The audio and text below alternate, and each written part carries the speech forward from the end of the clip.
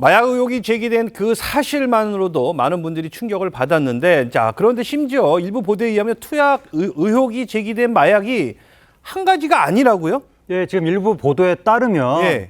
이성균 씨가 서울 모처에서 2종류 이상의 마약을 했다는 혐의를 지금 받고 있는 거예요. 예. 그런데 또 이제 일부 매체가 보도를 한 것이 그 2종류 이상의 마약 중에 하나가 대마라고 그렇게 이제 보도를 하긴 했는데 아직 이성균 씨에 대해서 모발 등의 검사가 이루어지지 않았거든요. 그러니까 어떠한 종류의 마약을 했는지 그런 부분들은 지금 의혹만 있고 확인되지 않았는데, 그리고 또 이성균 씨가 마약을 흡입 또는 투약한 장소가 이성균 씨의 자택이나 유흥업소가 아니라 제3의 장소라고 지금 경찰은 얘기하고 있거든요.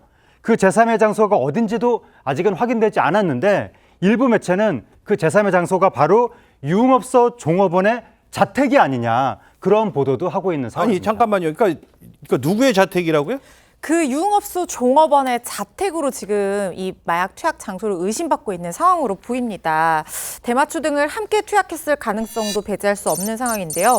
그런데 이걸 반대로 생각해보면 지금 이 20대 여성이라고 알려진 유흥업소 종사자, 이 사람의 자택에 이성균 씨가 출입을 하고 거기서 같이 마약을 투약하고 이랬다는 이야기가 지금 되는 거잖아요. 이성균 씨가 사실 과거에 수차례 방송을 통해서 또 영화를 통해서 우리에게 보여줬던 이미지는 굉장히 가정적이고 그리고 부드러운 그런 이미지였는데, 만약에 이런 의혹이 사실로 밝혀질 경우에는 이 마약을 한 것과 별개로 또 한 번의 이미지 타격이 추가적으로 이 발생할 가능성을 지금 배제할 수 없다는 생각이 듭니다.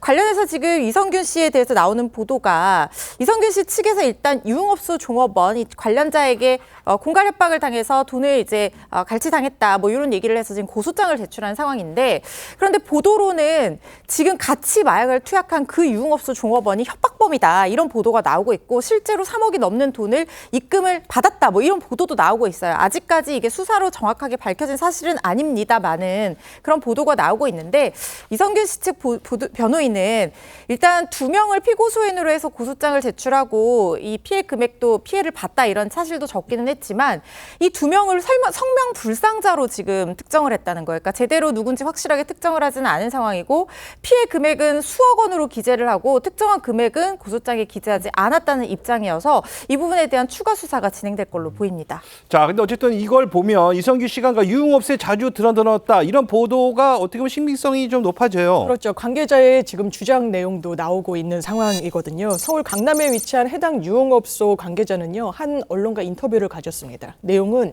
이성균 씨가 이전 그 해당 유흥업소에서 뭘 했는지 본인은 진짜 모르겠지만 어쨌든 자주 왔던 것은 사실이다, 이렇게 설명을 하기도 했고요.